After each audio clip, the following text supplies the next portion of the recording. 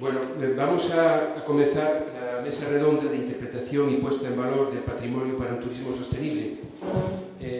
Yo voy a actuar de moderador. Realmente yo no soy en absoluto un experto en interpretación. Aquí hay gente que son auténticos cracks de la interpretación, mi compañero Jacinto, y en fin, gente que sabe mucho más de todo esto. Realmente, yo creo que esto me han puesto aquí como castigo, porque a los directores se nos ha pedido opinión sobre el programa de este congreso, y bueno, pues yo hice una serie de valoraciones y propuestas, entre ellas la inclusión de los aspectos de desarrollo local y otra parte de que creía que era muy importante también, que era la interpretación. Las dos fueron aceptadas, hubo alguna otra cosa que no se acogió, pero estas dos pues sí. Y bueno, que como premio o como castigo pues me han puesto aquí de moderador. Entonces, bueno, la interpretación. Este aspecto, digamos, bueno, estuvimos viendo a lo largo del congreso, ¿no? Parques nacionales, turismo sostenible. El turismo sostenible. ¿Qué es el turismo sostenible? Se ha ido viendo. Hay varios aspectos, ¿no? que son claves en el turismo sostenible, como es por un lado el que el turismo beneficie a las poblaciones locales, o sea que haya una equidad en lo que son el reparto de los beneficios del turismo, algo que realmente es difícil en fin, tal como se desarrolla hoy el turismo.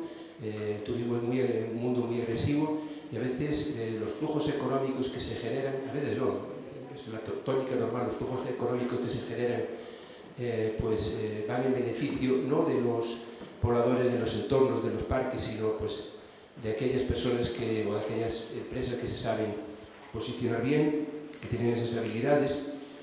Tenemos por otro lado la necesidad de que los visitantes tengan buenas experiencias, los visitantes o los turistas realmente se lo pasen bien, pero también aprendan y conozcan los valores del territorio que visitan. Eso es otra de las aspiraciones.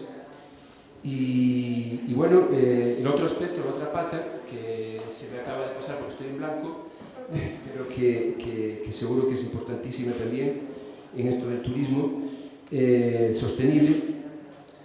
Bueno, pues son aspectos en los que la interpretación tiene que jugar también un papel. La interpretación, bueno, o sea, el turismo, de alguna forma, el visitante, cuando llega a un espacio protegido, se encuentra con una realidad que muchas veces no es la realidad cotidiana, no está familiarizado con esos espacios, puede sentirse absolutamente lleno con la magia que le puede prestar ese espacio, pero no necesariamente entiende ese espacio. Y bueno, pues habíamos visto que una de las cuestiones relacionadas con la sostenibilidad, bueno, pues está en proporcionar a los visitantes pues esas experiencias relacionadas con el territorio. En todo esto, la interpretación, de alguna manera, juega el papel que ya lo dice la palabra, interpretación, interpretar. Lo mismo que cuando una persona no conoce un idioma, pues una buena forma, más que tener un diccionario, es tener a alguien que le ayude, ¿no? Bueno, pues la interpretación, digamos, juega ese papel, ¿no? Ese papel de mediador, de traductor, del lenguaje que tiene la propia naturaleza y que no toda la gente, no todos los visitantes saben interpretarlo, ¿no? Entonces, yo a veces cuando se habla del mundo de los guías y dice que, bueno, que son los embajadores de los espacios protegidos, los embajadores, me gusta mucho más la palabra interpretación, ¿no? Intérprete, guía, intérprete. Y bueno, de todo esto vamos a hablar ahora y tenemos aquí a personas con currículos muy diferentes. Y en primer lugar le voy a dar la palabra a Francisco Guerra, que yo no lo conocía personalmente hasta ahora, pero sí habíamos hablado, que me había hablado mucho de ti, el Nutri, siempre me tenía el interrogante y el Nutri, pero seguro que es que este señor dice siempre cosas nutritivas, que alimentan. Esa fue la interpretación que yo le di, y la verdad que hoy comiendo con él, pues me he dado cuenta que sí que es muy certera ese mote, no sé cómo se acuerda, ¿no? Bueno, el Nutri es, Francisco Guerra, es toda una referencia en la interpretación del patrimonio en España, el patrimonio natural, sin duda lo es. Él ha dado pues, muchos cursos de formación, trabaja en la planificación de la interpretación, de espacios protegidos, en fin, tiene un currículum muy importante, muchas publicaciones. Y bueno, yo le voy a trasladar a él algunas de estas cuestiones que he introducido ahora, ¿no? Por un lado está el papel de la interpretación como un elemento, digamos, a reivindicar, ¿no? Como un elemento que hoy no tiene esa profesionalización y ese reconocimiento dentro del ámbito del turismo. Hoy en nuestro país predomina el turismo de masas, las regulaciones, las normas, la propia definición, o sea, la inclusión dentro de la normativa de lo que es el ecoturismo y el papel de la interpretación del guía intérprete, eso pues no existe. Por lo tanto, se refiere la comida que a todo aquello que no está registrado, es un registrador de la propiedad, no existe, ¿no? Bueno, pues nos gustaría que nos hablases de esta cuestión y después paso a la siguiente. Perfecto. Sí. Sí. Bueno, sí. Bueno, voy a empezar un poco por algo que a mí me parece muy importante, ¿no? Yo recuerdo allá por los años 80, 80 y poco, que Jorge Morales y yo vamos a trabajar con el tema de la interpretación. ¿Se corta? Sí. Con el tema de la interpretación. Y, bueno, lo primero que decía todo el mundo es que éramos unos chalados, que traíamos una cosa extraña del extranjero. Esto es de los americanos, no tiene sentido. Y poco a poco vimos viendo cómo el concepto se iba asumiendo cada vez más. De hecho, yo tengo por aquí una punta que dice algo así como ha habido un momento en el que hay exceso de servicios interpretativos, ¿no? Visitas guiadas interpretativas, centros de interpretación, paneles y señales interpretativas, todo es interpretativo. Lo cierto es que, ciertamente, perdón por la redundancia, el concepto bueno, a lo que iba. Entonces, ya digo, el concepto como palabra se asume, pero realmente después uno ve pasar el tiempo, va viendo por ahí las experiencias y se da cuenta que de interpretación bastante poco, ¿no? Además, no solo de interpretación bastante poco, sino que de las tres piezas fundamentales que desde mi punto de vista, o desde las tres misiones, voy a decir dos, ¿no? Para no volvernos locos, de las dos misiones más importantes de la interpretación, hay una que hasta cierto punto se asume, y no solo se asume, sino que de hecho, ahora mismo, por ejemplo, la gente que trabaja en patrimonio cultural la ha agarrado porque ha visto que le funciona muy bien, ¿no? Y es la que tiene que ver con la comunicación. Sin embargo, la otra faceta, que para mí desde luego es la trascendente, que es el funcionar como una herramienta de gestión, eso de alguna manera no se ha tenido apenas en cuenta.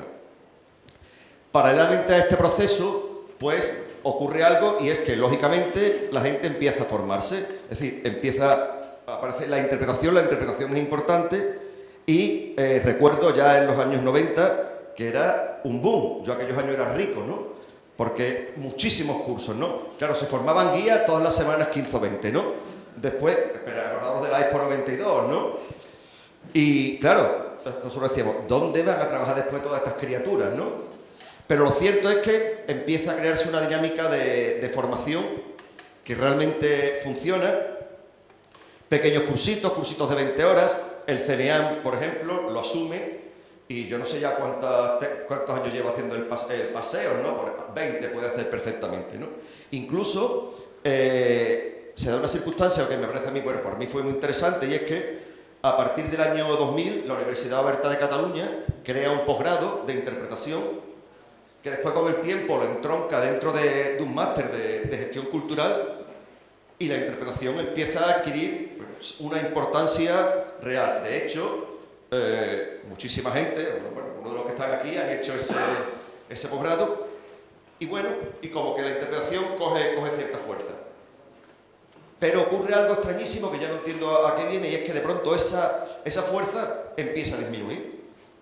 Cada vez hay menos cursos, cada vez la gente asiste menos, y yo creo, ¿no?, que realmente la gente se ha decepcionado, ¿no? Es decir, la gente entró con muchas ganas, con mucha ilusión por esta nueva disciplina y se dio cuenta que después, con esa formación, en realidad no llegaba a ningún sitio. No llegaba a ningún sitio en el sentido de que realmente nadie le valoraba esa formación, ¿no? Yo tengo la mala costumbre de espiar a mis antiguos alumnos ya donde puedo, ¿no? Y claro, y es terriblemente decepcionante cuando los de aquí son todos buenos, pero otros alumnos en otros sitios que cuando ves, vas y haces una visita con ellos y realmente te sorprende porque dices, bueno, vamos a ver, ¿lo has hecho tan horriblemente mal porque estaba yo delante? ¿O es que lo haces tan horriblemente mal todos los días, ¿no? Y probablemente es que esa palabra mágica de la que hablábamos abajo, que es la pasión, ha desaparecido, ¿no? Básicamente, no porque no le vean utilidad a la herramienta, sino porque en general en la vida, cuando te esfuerzas y no encuentras reconocimiento, pues no sigues adelante. Sin embargo, de un tiempo para acá, pues yo creo que la luz ha vuelto a aparecer de alguna manera, ¿no? Como son datos, tengo que leer porque lo tengo apuntado, ¿no? Por un lado, hay una cualificación de guías de turismo y visitantes de 2007 que, aunque discretamente, incorpora la interpretación como parte de esos estudios, ¿no? Por otro lado, la capacitación en interpretación y educación ambiental, también del 2007, está funcionando, está sobre todo pensado en guías intérpretes ambientales, no otros niveles. Y de hace unos años para acá hay un grupo de trabajo permanente que somos el seminario de interpretación del CNEAN, auspiciado por el Organismo Autónomo de Parques Nacionales, y hace, ya digo, 4 años, hicimos la apuesta de proponerles al INCUAL. El INCUAL es el Instituto Nacional de las Cualificaciones, que quizás era hora de abordar una cualificación que, por un lado, contemplara la formación profesional de quienes quieren dedicarse a ello, y por otro lado, el reconocimiento profesional de quienes llevan muchísimos años trabajando, ¿no?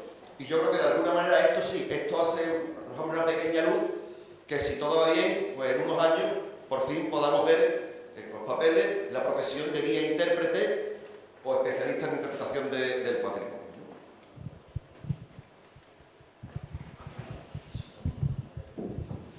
Bueno, vamos a seguir con las siguientes personas. A continuación se va a presentar la SEO. Está con nosotros Yarsi Acosta y también Cristina Sánchez, que bueno, son dos representantes de la SEO, BirdLife.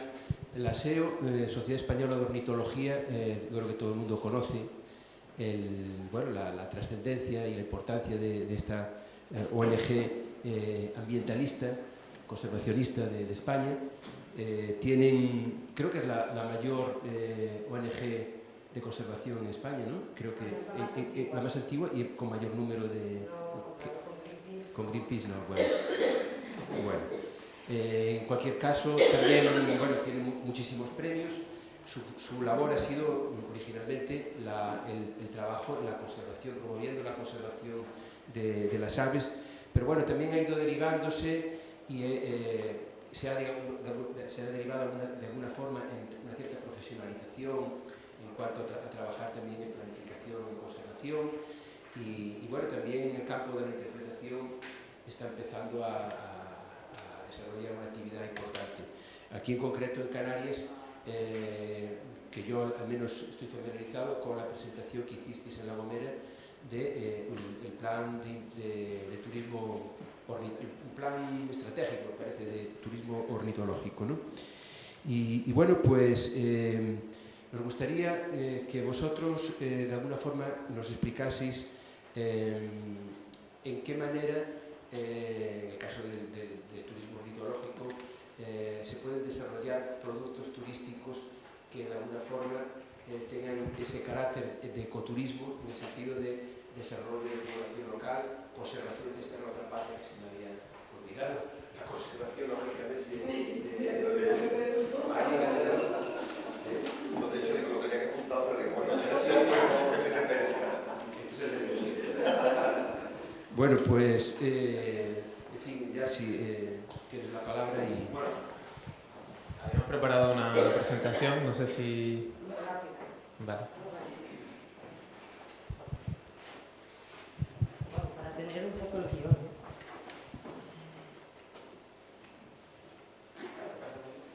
¿no? Desde aquí, ¿está bien? Ah, no hace falta. Bueno, nada, muy rápidamente, ya lo ha comentado Ángel, no me extendré en cuáles son nuestros, en lo que es la SEO. Sí que somos formamos parte de BirdLife, que sí que es la red mundial de conservación más amplia que hay.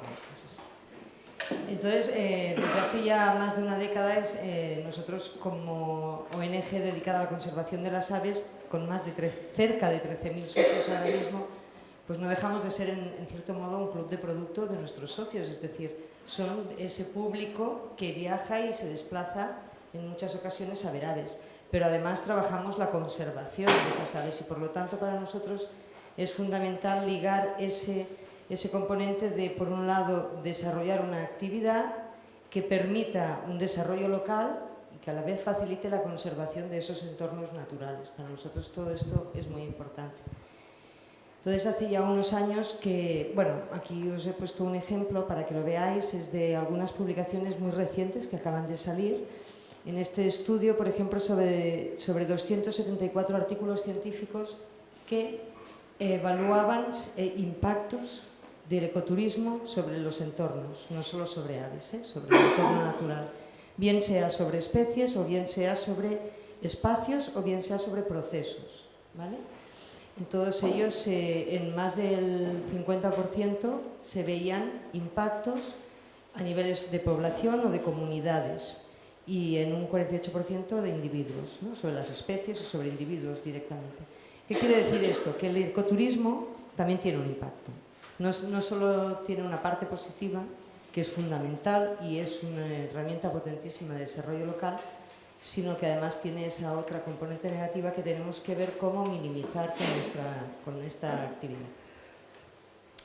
Entonces, desde SEO, como os comentaba, hace ya más de 10 años que llevamos desarrollando una serie de trabajos a partir de una serie de proyectos europeos, Erasmus, y todos ellos van encaminados, estos proyectos, a desarrollar herramientas, todas ellas son ahora mismo gratuitas, para que los profesionales que se dedican, ya sea empresas y guías, a lo que es la interpretación o a llevar turistas a ver especies, o bien hoteles, alojamientos, es decir, a todos los sectores, incluso a centros de interpretación que trabajan alrededor del turismo ornitológico, pues que tengan una serie de herramientas para ser conscientes de que generan impactos y cómo poder minimizar esos impactos, ¿de acuerdo?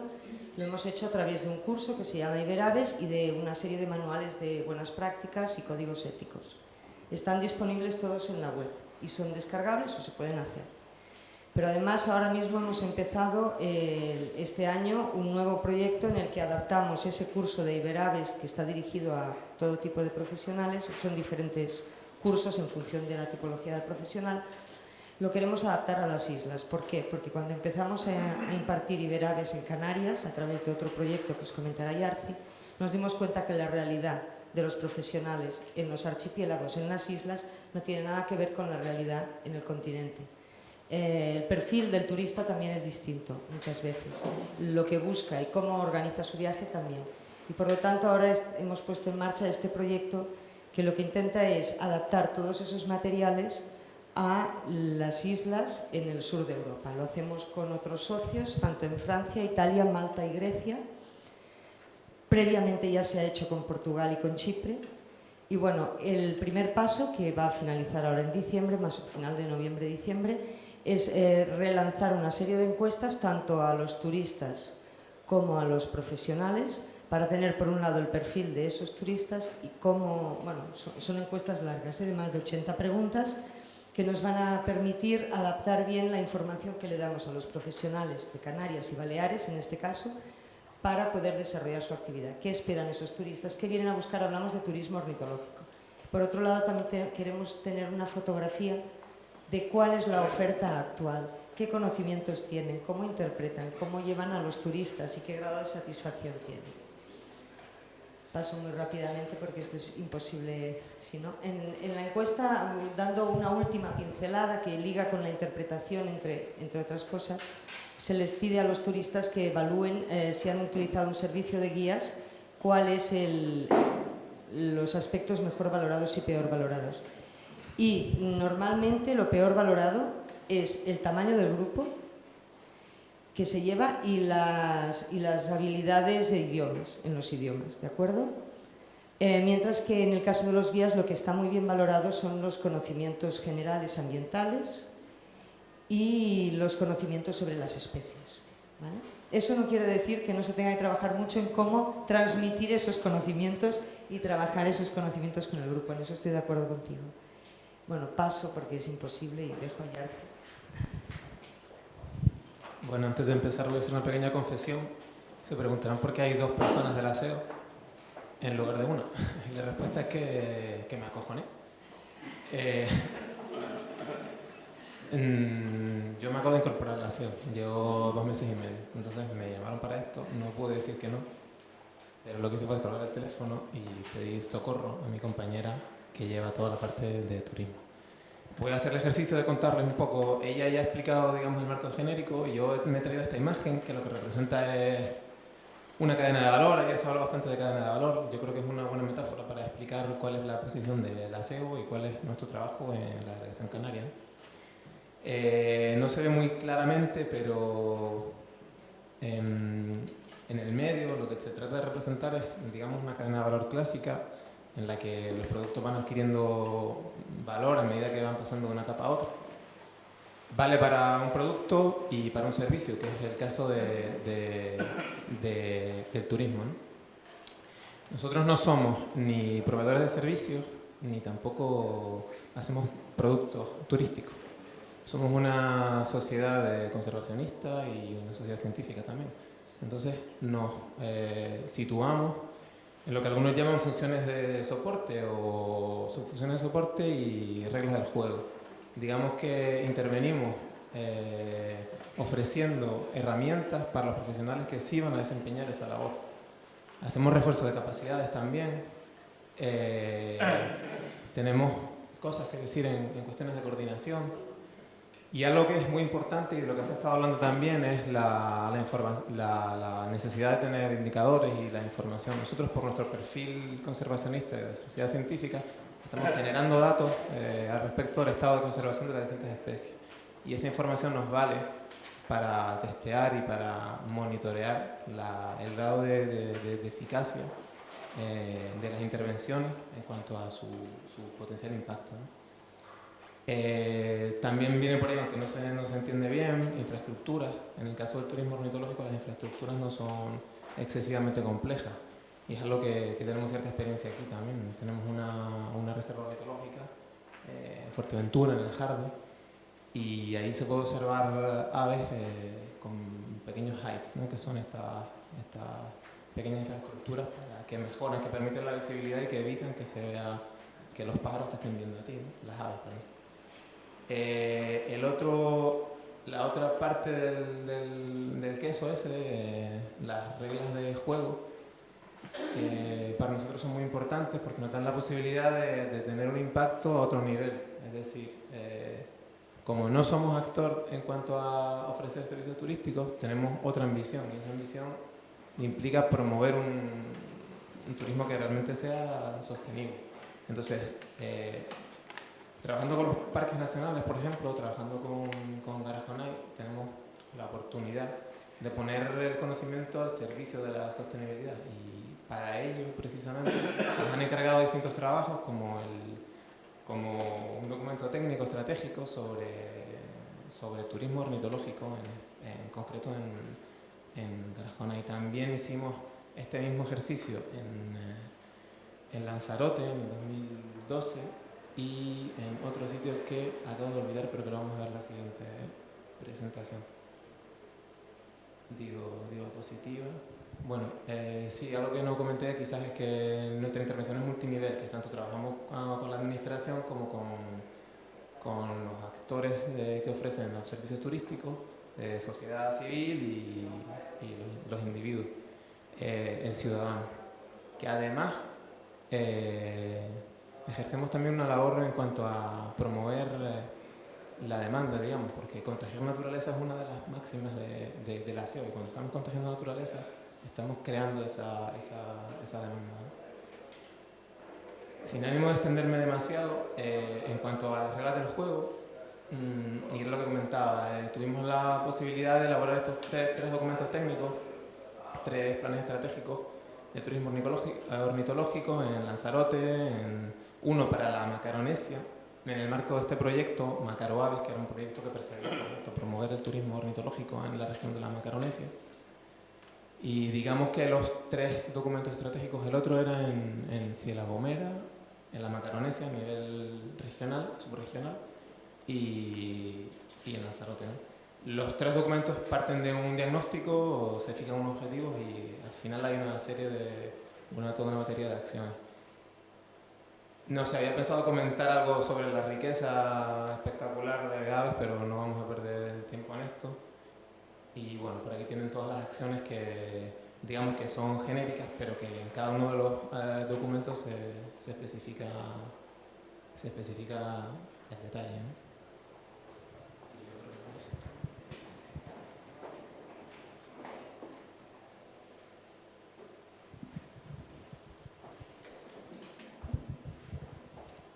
Muy bien. Bueno, la siguiente intervención la va a realizar Inmaculada Hernández Chidel, que representa a AIDER, es la gerente de AIDER, la Asociación Insular de Desarrollo Rural de La Gomera. Bueno, me he barrido un poco para casa, ya que me pusieron esto, pues. Y comentar que la Asociación Insular de Desarrollo Rural, en principio, es una asociaciones que, al igual que en otras islas, en otros territorios, inicialmente fueron creadas para gestionar los fondos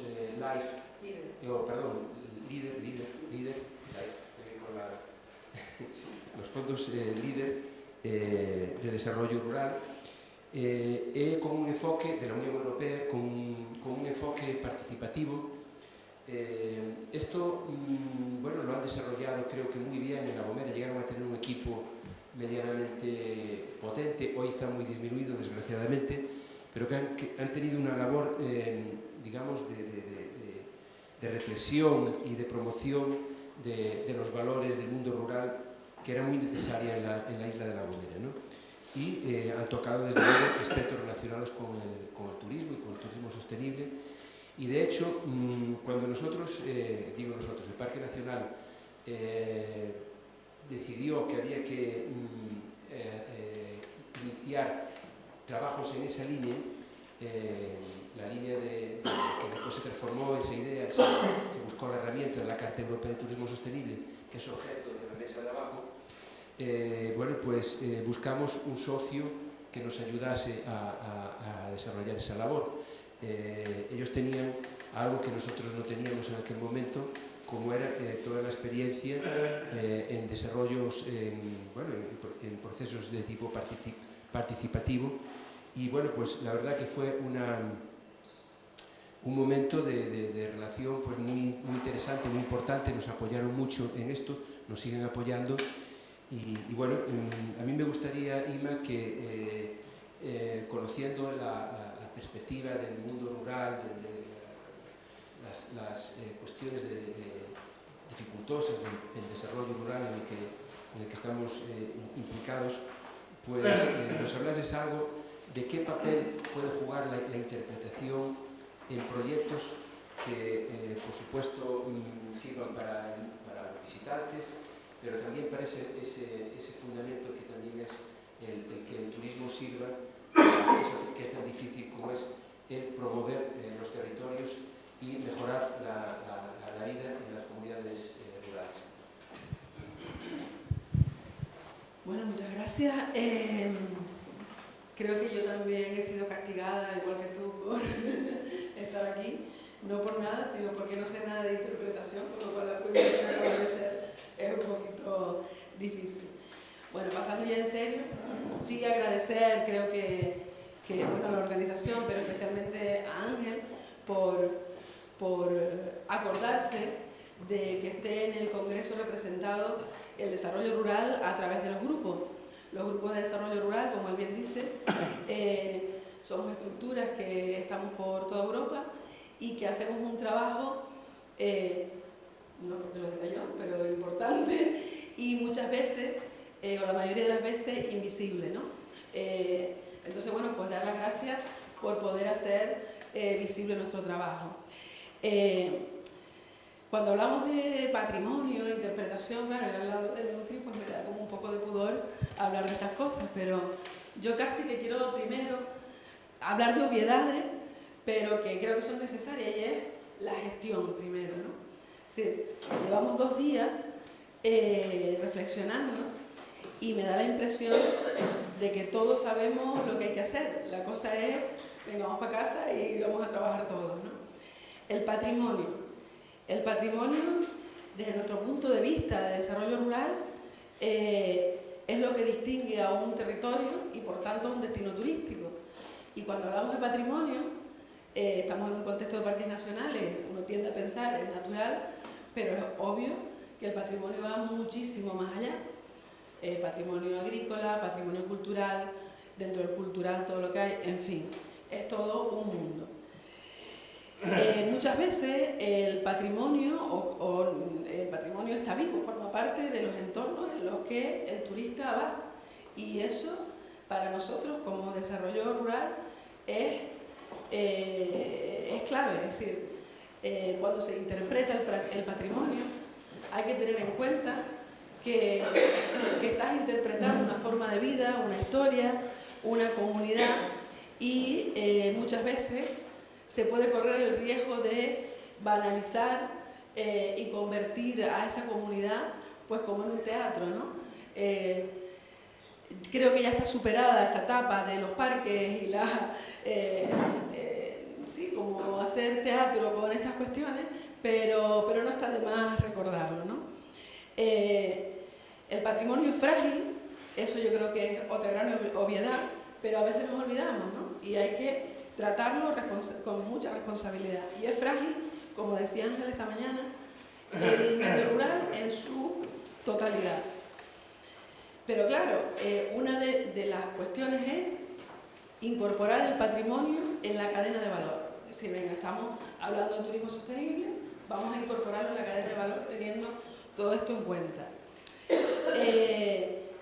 Para poder llegar a interpretar el patrimonio y que efectivamente forme parte de esa cadena de valor, tenemos que cada uno hacer nuestra tarea, la administración.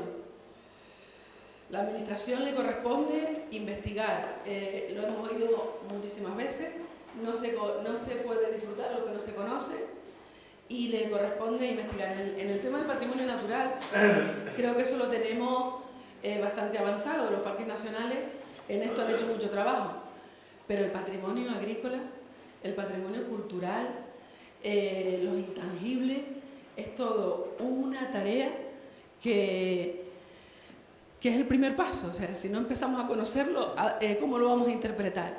De ahí también muchas veces los errores en las interpretaciones, porque nos inventamos las cuestiones puesto que no hay detrás una profundización.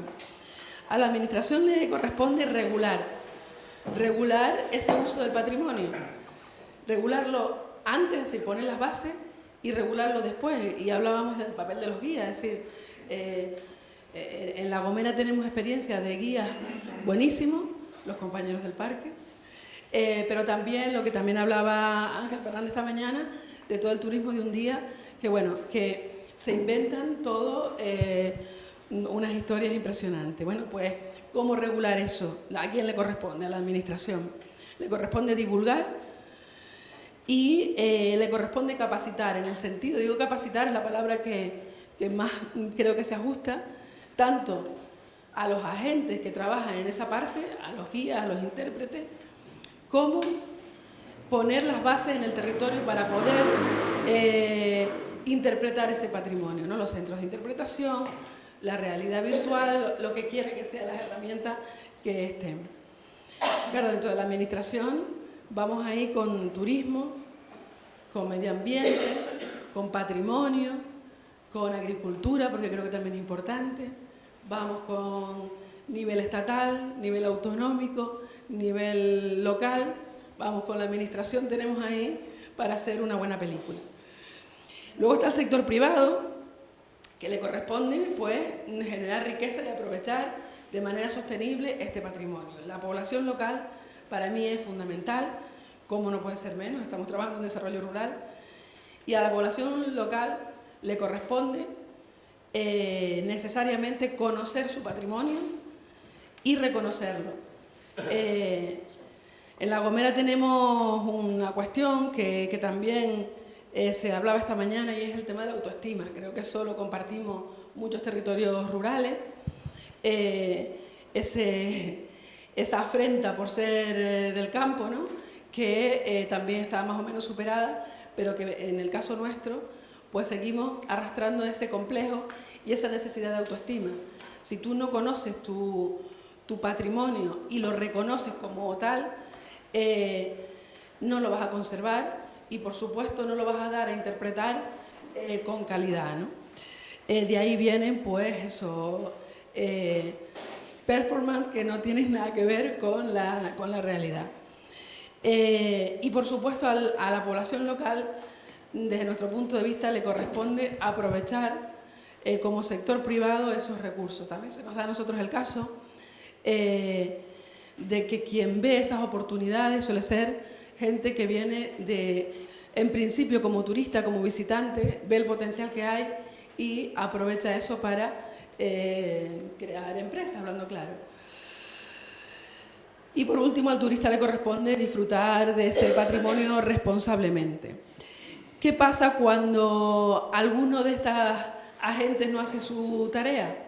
Pues que se rompe el puzzle y por dónde empezamos. Yo creo que un poco aquí ha sido el trabajo de los grupos de desarrollo rural. Desde luego que en La Gomera un poco hemos hecho ese trabajo. Hemos trabajado mucho en patrimonio, desgraciadamente hemos trabajado en patrimonio porque nuestro papel es cubrir los huecos que ni el sector privado ni la administración llegan a hacerlo. Y por eso tenemos tanta experiencia en patrimonio. Patrimonio es una de las áreas olvidadas en la planificación de las administraciones. Y ahí los grupos hemos hecho mucho. Hemos hecho pues todo lo que tiene que ver con rehabilitación para turismo rural, etcétera, etcétera. En La Gomera, pues también hemos abordado, sobre todo, destacar. Yo también tenía mi presentación preparada y, oye, a mí me da que esta noche la saco en algún momento porque mira que me costó, pero bueno. Hemos, sobre todo, yo creo que lo que hemos incorporado son espacios de reflexión y debate sobre el patrimonio en la isla. Y hemos ayudado a planificar. En esta cuestión, la alianza con el Parque Nacional para nosotros ha sido fundamental. Recuerdo las primeras... De hecho, el Parque Nacional es socio del grupo. El grupo está formado por entidades públicas y privadas. Y cuando decíamos que el Parque Nacional era socio del grupo, pues la gente un poco se sorprendía porque era como enemigos naturales, ¿no? El desarrollo rural y la conservación, pues para nada, ¿no? Entonces, en este trabajo con el Parque Nacional creo que ha sido clave porque nos hemos ayudado mutuamente. Y aquí subrayar la necesidad y lo que hemos aportado en la planificación y sobre todo en el trabajo en red. El trabajo en red es la clave, sobre todo en territorios pequeños, para que desarrollo rural estén realmente reforzados con el turismo sostenible y el patrimonio como elemento fundamental. En La Gomera, el trabajo en red se ha facilitado a través del grupo, a través de AIDER, pero tiene varias patas, ¿no? En el caso del patrimonio, pues Parque Nacional, Unidad de Patrimonio del Cabildo a través de los museos, pero luego también están las herramientas de trabajo. La Carta Europea de Turismo Sostenible ha marcado un antes y un después en la isla, ¿no? De hecho, ha cubierto muchos espacios que van más allá de lo que le correspondía. Y ahora, en estos momentos, la Reserva de la Biosfera, a ver si empezamos a que arranque con esa como herramienta de trabajo. ¿Por qué? Porque lo que hace falta aquí es transversalidad. Y para poder llegar a interpretar y a convertir el patrimonio en un verdadero recurso, hay que trabajar de manera transversal. Y otra parte que el grupo también desgraciadamente ha trabajado, y eso es porque nadie lo estaba haciendo antes, es en turismo sostenible. Hemos trabajado desde el proyecto de cooperación. ¿Quién era el político que decía me llena de orgullo y satisfacción? El rey, ¿verdad? Bueno, pues hoy, estos días cuando hemos estado hablando de ecoturismo, muchos de los casos de éxito, de los resultados, han surgido de los grupos de desarrollo. El proyecto de cooperación que lideró La Gomera, coordinó La Gomera, de Parques Nacionales y Ecoturismo, ha dado como resultado la Asociación de Ecoturismo que habló antes, ha dado como resultado un plan de marketing, ha dado como resultado una metodología para crear productos. Y bueno, creo que por esa parte vamos bien, porque ya estamos un poco retirados los grupos, es decir, que eso lleva su camino. Yo creo que lo importante es no olvidarnos de ese trabajo en red, de esa conexión entre patrimonio y desarrollo rural. Los casos particulares que hemos desarrollado en La Gomera, siempre tenemos en cuenta el desarrollo rural. Si los agentes, el caso de las loceras del Cercado, una zona deprimida de la isla, con una actividad artesanal importante, tradicional, pero que necesitaba un revulsivo, pues el factor turístico y de la interpretación es fundamental, pero si no trabaja con las mujeres, con las alfareras, pues a nosotros de nada nos sirve, ¿no?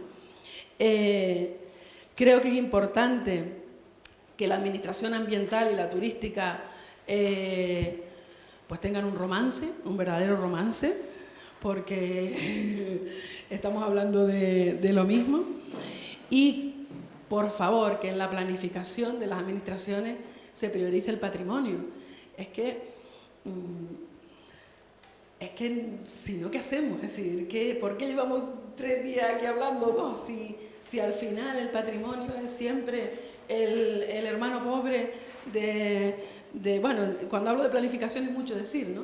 Porque es que ni siquiera hay inversión en patrimonio.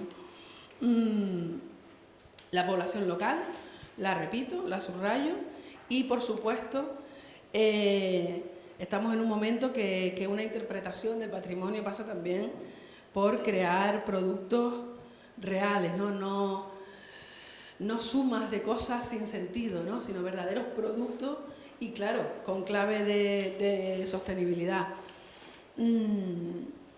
Para mí todo esto tiene sentido, si alguien lo dijo esta mañana, si con la población local se consigue pues que se sientan o que nos sintamos orgullosos y una dignificación, ¿no? que se contribuya a la dignificación de la vida en el medio rural. Yo creo que el turismo sostenible, los guías intérpretes, los espacios, en eso tienen mucho que hacer, y es una de las patas para poder conseguir fijar población en nuestra zona. No sé si no te respondí, ¿no? Pero es mi producto, ¿no? Bueno, a continuación va a hacer su intervención Alberto de Armas, un querido amigo de hace muchos años, por eso está aquí en parte, pero sobre todo por lo que puede aportar, porque él es una persona que ha estado siempre muy ligada, por supuesto es un activista en la conservación, trabaja en el Cabildo de Tenerife en el área de sostenibilidad y siempre ha estado muy interesado en las cuestiones de tipo social relacionadas con el medio ambiente, ¿no? La parte social que es la clave para mí de todo, ¿no? Y bueno, toda su experiencia en participación y también propiamente en interpretación, porque él ha trabajado también, sobre todo en la parte, al menos en la última trayectoria que yo te conozco, en planificación y trabajo de valorización del patrimonio inmaterial, ¿no? Y bueno, pues de todo esto, a ver qué nos aportes, Alberto. Bueno, buenas tardes. Agradecer a la organización y bueno, a Ángel que me invitó a venir hoy a estar aquí en esta mesa. Decirles, bueno, una serie de cuestiones que yo tenía apuntadas, pero que las he ido modificando según he escuchado esta tarde. Tampoco he estado aquí sino solo esta tarde porque estábamos con unas jornadas de caminos históricos, territorio y paisaje muy intensas durante 3 días que acabaron ayer, donde hemos tocado muchos de estos temas en el ámbito de la recuperación de los caminos y todo lo que es la cultura y el patrimonio en vivo, ¿no? Y la recuperación. Yo estoy en buena medida, lo que ha comentado Inma antes que yo, dijiste muchas cosas de las que yo pensaba decir. Está bien, porque de alguna manera no tengo que repetirlas y a lo mejor puedo decir o indagar en algunas otras, sí puedo, porque además se me acaban de romper las gafas, tengo una máquina de cristal, pero voy a ver si puedo ver un poco las notas que tengo aquí. Vamos a ver, a mí me parece, y mi experiencia ha sido, trabajé durante 13 años, 10 años en Teno, 3 en Anaga, educación ambiental, planificación de uso público. No me considero, ¿no? Y además teniendo algunas personas, tanto aquí como aquí, que son verdaderamente gente que ha trabajado profesionales de la interpretación, yo he sido siempre un enamorado de la interpretación y cercano, he colaborado y he empleado la interpretación, pero no me considero un profesional de la interpretación. Pero vamos a ver, a mí me parece que algunas cuestiones que tenemos que pensar sobre turismo y espacios naturales protegidos, parques nacionales, pero más allá de ellos, y que se han apuntado esta tarde aquí también, es ciertas cuestiones en las que tenemos que seguir profundizando y enriqueciendo las experiencias de lo que se ha venido haciendo, pero también tenemos que mirar con perspectiva de futuro y cuáles son pues, los retos y los problemas que estamos teniendo. Y algunos ya se han apuntado como una compartimentación, una banalización muchas veces de los productos, y más cuando estamos hablando justamente de los aspectos culturales y del patrimonio, y no solo del patrimonio, sino porque podríamos diferenciar, ¿no? En algunos aspectos lo tangible, tanto en lo natural como en lo cultural, pueden ser elementos físicos, construidos, materiales, que pueden estar ahí, ¿no? Pero lo intangible son las relaciones culturales que establecemos con nuestro conocimiento, pero no solo con nuestro conocimiento, sino con nuestro modo de vida.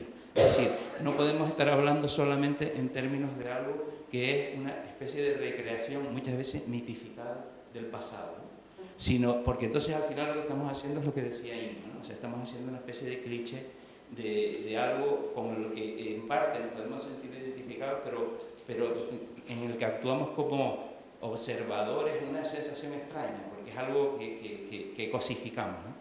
Y de alguna manera lo que se trata es de establecer nuevas relaciones, la cultura como algo vivo, o sea, como un proceso de recreación continua en la que nos relacionamos los distintos actores del plano que tengamos, es decir, los visitantes, pero también los locales en las múltiples funciones, cómo nos relacionamos con los espacios naturales y qué rol ejercemos ahora, ¿no? La población local, sector agrario, pero también todos los sectores de alguna forma, ¿no? Entonces, es decir, cómo revitalizamos la relación y las propuestas que se hagan sobre los temas, los aspectos que son, de alguna manera, que están ahí, es decir, es un reconocimiento de la memoria, de una serie de referencias simbólicas, ¿no? Que están en el arte, en el conocimiento, en la historia, en el conocimiento campesino sobre todo, ¿no?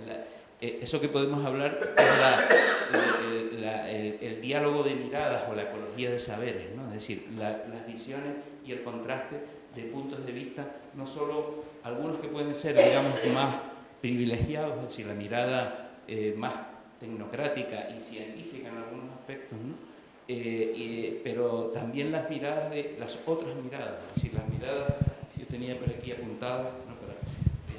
Miradas de los usuarios que pueden ser, y esto es una propuesta que empezamos a trabajar en el Josep María Mayarac y yo, a partir también del trabajo que hicimos muchas personas, ¿no? En el manual 10 de Europark de patrimonio inmaterial, los valores culturales y espirituales, pues bueno, ahí salían unas propuestas de trabajo y estábamos esbozando algo que se lo hemos planteado al Parque Nacional del Teide y a ver si en algún momento puede salir, ¿no?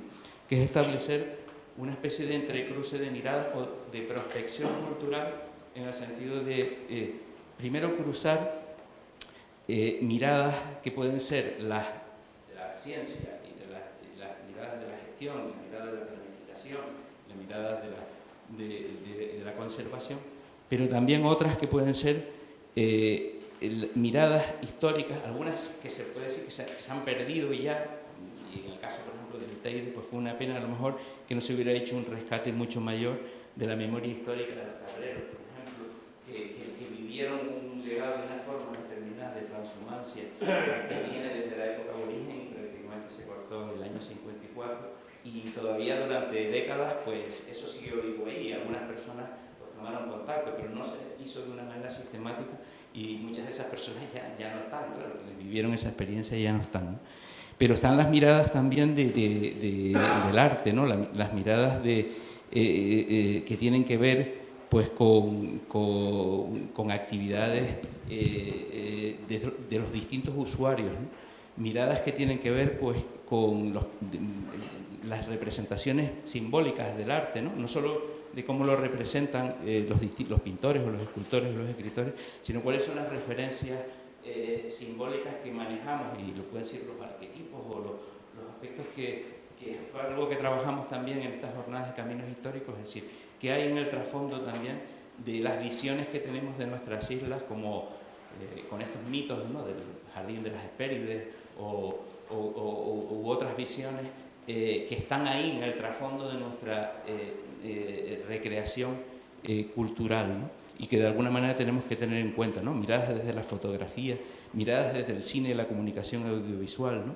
Miradas sensoriales y percepciones, ¿no? Espirituales, la percepción del silencio, de la luz, el recogimiento, es decir, la experiencia inmediata y directa, no solo la experiencia mediatizada por una interpretación, sino también la experiencia esa de perderte un poco, ¿no? En el silencio, y voy a vueltas un poco por lo que eso implica, por ejemplo, en las cañadas de Teide, pero en muchos otros espacios naturales, de tener una sensación especial, ¿no? Que antes, pues Marta, abajo comentaba, Marta Mújica, pues de lo que eso implica también cuando nos acercamos a esa necesidad, ¿no? Que tenemos los urbanistas, completamente presionados, ¿no? por tanta información y por tantos estímulos, cuando accedemos a lugares que son espacios abiertos, que nos permiten de alguna manera conectarnos con nosotros mismos, ¿no? Bueno, en ese sentido, digamos, la propuesta iría justamente en trabajar y profundizar a través de ese cruce de miradas, lo que es, por una parte, bueno, hacer encuestas de aspectos más cualitativos, lo que se trata es de destacar determinados rasgos. Sí, voy terminando. También lo que podrían ser incluso pues, caminatas, ¿no? Compartiendo con personas distintas y ver cómo transmitimos esa experiencia, o entre cruces de puntos de vista que nos permitan enriquecer ese diálogo, ¿no? Y vuelvo y termino con una cuestión en torno a esto, que es algo que fue una línea de trabajo que empezamos hace unos años, que en el Europark se apostó por ella, y trabajamos que fue utilizar metodologías como el PAVAT, ¿no? Era el método que nos permitían entresacar los criterios de qué servicios y beneficios nos estaban aportando en distintos aspectos, en todos los aspectos, los espacios naturales protegidos, ¿no? Los ecosistemas. Y eso, bueno, es una línea de trabajo que creo, por lo menos aquí la iniciamos, pero no la hemos continuado y nos parecería que sería fructífero, porque es una forma también de establecer nuevos vínculos y nuevas, reforzar de alguna forma el compromiso y el sentirse parte, ¿no? Y de identificarse con los espacios, con la parte de la población local, ¿no? Bueno, lo dejo aquí. Sí. Bueno, Alberto, muchas gracias. Bueno, nos quedan creo que 10 minutos nada más. ¿Cuánto? 15. Bueno, he sido bastante mal. Y bueno, pues voy a presentar ahora aquí a Elisa de Cabo, que es su directora general de Protección del Patrimonio Histórico, y que bueno, nos vas a dar tu visión sobre todas estas cuestiones de las que... Voy rápido. Muchísimas gracias, bueno, a la organización, al Gobierno de Canarias, a todos vosotros por estar aquí sobre todas estas horas tan malas. Disculpad también porque yo creo que en la mañana de hoy, en la que no he podido estar, porque precisamente ayer estuve en una reunión de la UNESCO y no he podido participar esta mañana, yo creo que ya se han hablado temas de la Convención de Patrimonio Mundial y Desarrollo Sostenible, pero no sé qué temas se han hablado. Entonces, bueno, tiendo a hablar muy rápido, o sea que voy a decir muchas cosas en muy poco tiempo y espero decirlo en 5 minutos. Entonces, bueno, la idea era un poco trasladaros, puesto que hay muchos directores de parques nacionales que al mismo tiempo son obviamente patrimonio mundial, pues en qué línea va la Convención de Patrimonio Mundial Cultural y Natural con el tema del desarrollo sostenible, ¿no? ¿Qué es lo que se está moviendo dentro de la UNESCO? Y trasladaros también iniciativas positivas que se están dando en relación con el turismo sostenible, vinculado un poco más, obviamente, y perdonad por la subdirección de la que procedo, más al patrimonio cultural que natural, pero que obviamente son similares y que podemos de alguna manera intercambiar. Bueno, es lógico que la Convención de Patrimonio Mundial Cultural y Natural del 72 se preocupe por el tema del desarrollo sostenible cuando tiene una lista en la que, como sabéis, prácticamente 802 son bienes culturales y 197 son bienes naturales. Y si en esa famosa definición de Río el desarrollo es satisfacer las necesidades de las generaciones presentes sin menoscabar las de las generaciones futuras, y si la cultura y por tanto el patrimonio es uno de los pilares básicos del desarrollo, pues obviamente la UNESCO, que trata temas de cultura, tenía que empezar a pringarse de alguna manera con el tema del desarrollo sostenible.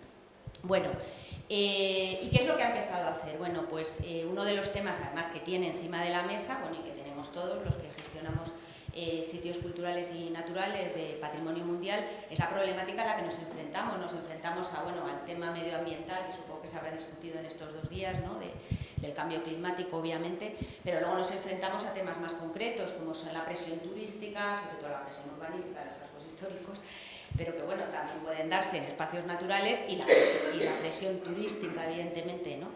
En ese sentido, la UNESCO ha creado lo que se llama una caja de herramientas, que bueno, es un documento muy largo y tal, pero bueno, a mí lo que me interesa de ahí, y que de alguna manera también yo creo que se puede aplicar a muchos espacios, es, y que ya habéis, además mis compañeros me ha gustado mucho que habéis hablado del patrimonio identificando cultural y natural, como hace la Convención, ¿no? Metiendo cultural y natural.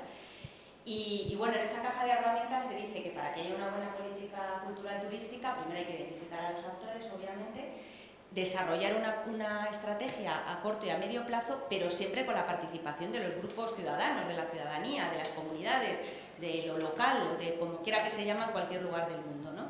Y luego que esa política turística se traslade también a la ciudadanía. Y esto es muy importante porque si no nos encontramos con ejemplos, como hemos visto este verano, ¿no? Que yo creo que bueno, en mucha prensa ha salido, ¿no? Todo ese movimiento en contra del turismo, con toda su razón también, obviamente, en el caso de Barcelona, por ejemplo, con esas pintadas de City on Sale, o sea, esta ciudad ya se vende, Goodbye Barcelona, o sea, esto ya es el acabose, o esas teorías de algunos autores, ahora estaba leyendo un autor italiano que decía que el sello de la UNESCO era letal, ¿no? Para las ciudades, allí donde va la UNESCO arrasa, o sea, la ciudad se muere, o sea, es como lo más radical, ¿no? Que se puede decir de lo que puede pasar en un momento dado, pero bueno, esas teorías están ahí y esas situaciones están ahí y se están produciendo. Entonces Entonces, tenemos que tratar de darle la vuelta a todo este fenómeno que se nos está yendo de las manos, ¿no? Y bueno, uniendo al de Barcelona, también leí hace poco otro ejemplo que me gustó bastante, que es el de Ámsterdam, que es una ciudad patrimonio mundial, el casco histórico, y bueno, y el ayuntamiento, vamos, ha sido radical también con la toma de medidas en una ciudad en la que está habiendo un turismo que se acerca ya, no al de Barcelona, porque el de Barcelona son 30 millones de visitantes en un año, y el de Ámsterdam son 15, pero ha prohibido terminantemente el que haya más locales vinculados al turismo en el centro histórico, así de claro, ¿no? Entonces, bueno, estos son ejemplos interesantes que se están produciendo de cara a que haya un turismo de alguna manera sostenible. Y para terminar, bueno, comentaros que hay un documento que ha elaborado la UNESCO desde el año 2015 que se va de alguna manera modificando y actualizando. De hecho, ayer que estuve en la UNESCO fue el último documento de la sesión, que lo podéis, bueno, me lo he traído por si aún no lo queréis leer, que se aprobó ayer y que de alguna manera, bueno, pues lo que hace es animar a los estados a que sigan trabajando en el tema del desarrollo sostenible que tenemos que decir que tiene varias patas, ¿no? Y que la UNESCO señala que, curiosamente, y a mí esto sí que me ha chocado, es que dice que los estados se están enfocando más al trabajo de un turismo, de un desarrollo sostenible más vinculado a una sostenibilidad social, inclusiva, más que a y económico, perdón, más que a un desarrollo sostenible medioambiental, y que le estaba llamando la atención eso. Y que deberíamos también no perder de vista, evidentemente, como lo habéis dicho vosotros de alguna manera, que el desarrollo sostenible, claro, en una materia como una Convención de Patrimonio Mundial no debe de perder de vista nunca el valor universal excepcional, que es como el pilar de la Convención, ni el tema de la conservación. O sea, tiene que haber un desarrollo sostenible, pero nunca ir en contra de la esencia de lo que es el patrimonio mundial, que es la conservación y mantener los valores universales excepcionales.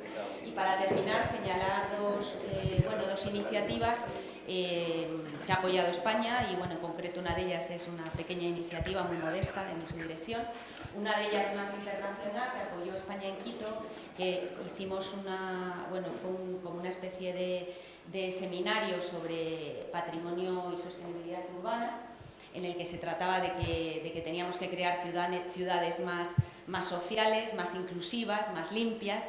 Y en este sentido de patrimonio más social, bueno, pues mi subdirección, sí, un minuto. La Subdirección de Protección de Patrimonio hizo una iniciativa el año pasado, un estudio, siguiendo un poco con el estudio que había hecho museos, de museos más sociales, tratar de ir hacia un patrimonio más social, ¿no? Entonces es una publicación que podéis encontrar en la página web del Ministerio de Cultura, en Protección de Patrimonio. Hicimos un análisis de cómo las ciudades que son patrimonio de la humanidad habían trabajado el tema de lo social, ¿no? Y entonces lo que se había hecho era trabajar con los grupos más vulnerables, es decir, las personas más mayores, las personas discapacitadas, los inmigrantes, y de cómo el patrimonio podía ser una herramienta de integración social. Así que nada, os invito a que os metáis en todos estos documentos que he mencionado así muy rápidamente, y cualquier cosa, pues en la cena y estoy para completar todo lo que he dicho. Muchísimas gracias. Bueno, pues tenemos que irnos. Disculpad el que no hayamos podido dar pie a la participación.